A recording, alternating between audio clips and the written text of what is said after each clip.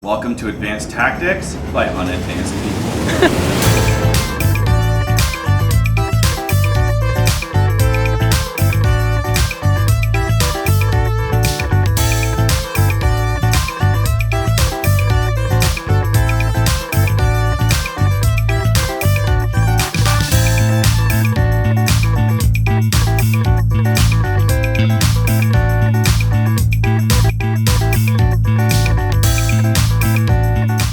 We're going to be talking about conga-lining today.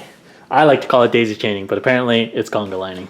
Yeah, so we're not going to get caught up in the details right now. We're just going to go through some of the theories. Yep. It does take some time to measure these out and get them done, and every scenario is different, and every game's different, and sometimes they may not be expected. So one of the things that, so I want to hold this objective. This is the first one. And I also want to charge that unit. So let's say my blob is like this. And so I want to charge that unit, and I also want to hold this objective. But I know that I'm going to have to move in towards that unit, but it's like turn 6, let's say. So what I can do is I can actually move this model 6 inches back. I can move this model 4 inches back. I can do stuff like this, or put it straight. And then the rest can go 6 inches forward. And so I'm doing what I call, or people call, a conga line, which is basically the objective is there, and so I have units on it. And now it's important that I go all the way back. So now I roll my charge distance, and we have no dice, but I'll get the dice, and I roll like, sorry, that's illegal, something like that. And I roll, and I get like a 4. So now all my units need to move 4 inches. So I go up here, I go, okay, 4, bang, bang, bang, bang. Now these guys these girls I should say, all have to move 4 inches.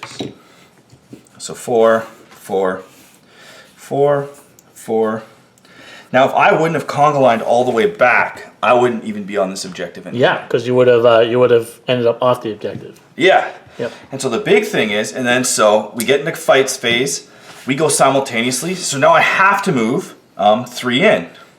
And so if I take my template, I have to move 3. Now, we all can kind of tell this model is still on the objective. So they all start moving up. I kind of did that sloppy there, but you get the drift. Yep. So now I'm technically controlling this objective and fighting the combat. Yeah. And so if we fight this combat, now the sad part is that if I win this combat or if I don't kill this unit, then my units will have to consolidate in again and they'll be out of range of the objective. So I actually didn't conga line far enough back in this case.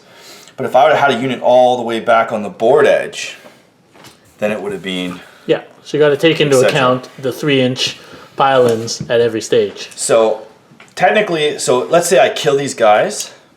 Now my unit's back, and they can consolidate onto that objective.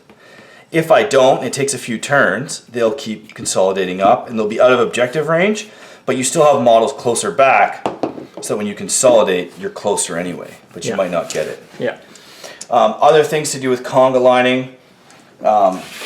So we have this is very common. We have Azrael here, and so Azrael joins a unit of bikes, and so a lot of people don't like to do this because they don't understand how a model on foot can keep up with a unit of bikes. So normally what I would do is I would deploy Azrael on the 12-inch line and put my bikes fairly far up, put like a bike behind him. So now my bikes move 12, but Azrael moves 6. So my first turn, I move Azrael up 6, and then you move the bikes up 12. So now if you can tell, he's out of coherency. So we have to leave one bike further back to stay in coherency. Now, turn 2, we're moving up again. So my bikes can go all the way up to there, but Azrael can only go up to there. So I'm going to have to conga line one bike back and maybe a second bike there, and then the rest of them can go all the way up. And so if you see this, I've actually, even though he's a 6-inch move model, my unit could still charge you on your deployment line. So let's say there's a scout unit right on the bottom edge of that building. When my unit charges, These guys can all engage base to base. And then Azrael actually moves the full charge in it. So he would move 6, and you have to maintain coherency. And then he would pile in, and literally by about turn 3, he's in their deployment zone, even though he's an infantry model and shouldn't be that far up. Yep. Because he used the assault phase and the pile-ins, he's now there. Yep. So Okay. that's one thing. The other thing you could do is you can conga line between 2 objectives. So if these dice are objectives and they're there.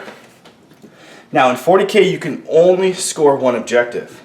But in a lot of scenarios, this may be an objective for like primary, and that may be a maelstrom objective. So you could control both. So one thing you can do is take your template, be 3 inches away, and then you just use your coherency, and 1 unit can score 2 objectives. Yeah. So I can get my maelstrom point for that one, and I can win the end of the game for that one. Now this is very risky. Now if these are both maelstrom objectives, let's say, it says in the rule book that whenever you come in contact with 2 objectives, you must choose which one you score. But it still gives you options. I'm going to choose this one, then I'm going to choose that one, and it could help you. Now, you know, they shoot you, they take 1 model off, you no longer control that one. Yep. But you have to, each situation's different, you have to plan for that. Yep. Okay, so that's a quick video on conga lining. Use it to your advantage, and please stay tuned for more tactics videos.